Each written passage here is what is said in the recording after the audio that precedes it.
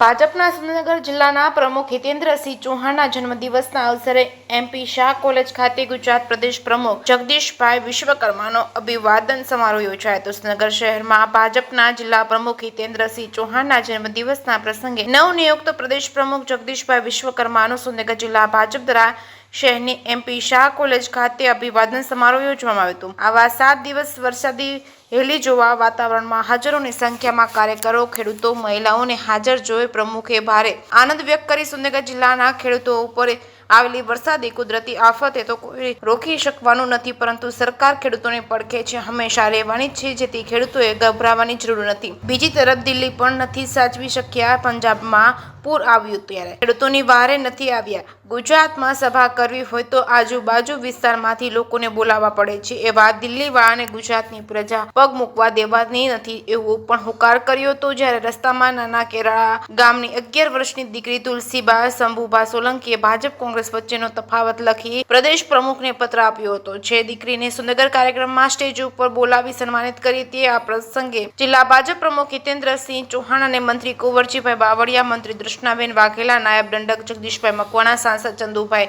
સિંહોરા, પૂર્વ મંત્રી આઈ.કે. જાડેજા સહિતના ઉપસ્થિત રહ્યા હતા। જે.કે. સિંહ સાથે મહેશ ઉતરિયા, સુરેન્દ્રનગર। આજ રોજ નવયુક્ત પ્રદેશ પ્રમુખ શ્રી જગદીશભાઈ વિશ્વકર્મા સાહેબનો પેલા 4 ઝોનમાં અભિવાદન સમારોહ થયો હતો। એવી રીતે જ માવઠા પહેલા 4 તારીખે સુરેન્દ્રનગર અભિવાદન સમારોહ નક્કી કરેલ હતો,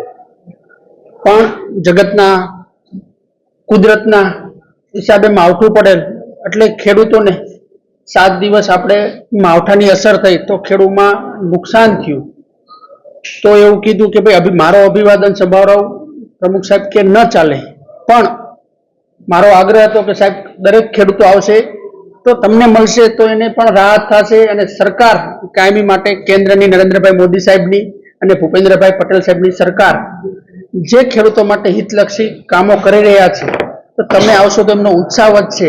અને એમનો વિશ્વાસ તો ભારતીય જનતા પાર્ટીની સરકાર પર છે જ કે જે માવઠામાં કુદરતમાં જે નુકસાની ગઈ છે એ ક્યાંય ને ક્યાંય સરકાર એમની સાથે ઊભી રહી છે। તો પ્રમુખ સાહેબે ખૂબ જ સાદગીપૂર્વક મેં જેમ કીધું કે જ્યારથી પ્રદેશ અધ્યક્ષ બન્યા તો કોઈ ફૂલગુજ નહીં, કોઈ મોમેન્ટ નહીં, પણ જરૂરિયાતમંદ માટે નોટબુકો મને આપો। તો જે આપણા જિલ્લામાં આજે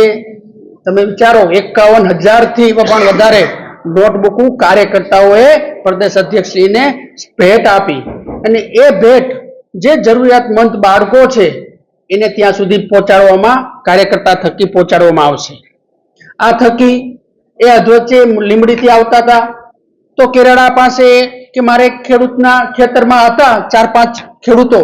તો અચાનક જઈ અને ખેડૂતો સાથે ચર્ચા કરી અને ખેડૂતોને આપી દી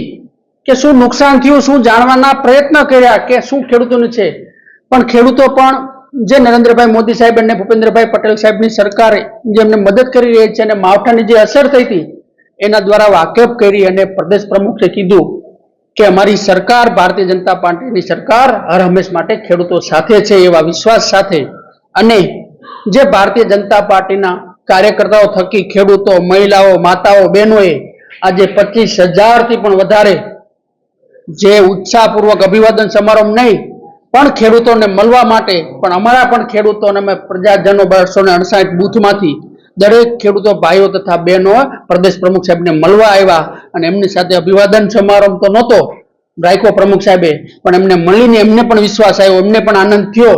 કે ના અમારી સાથે સરકાર પડખે છે, એ વિશ્વાસ સાથે આજે આ કાર્યક્રમ શુભ સફળતાપૂર્વક પૂર્ણ થયો।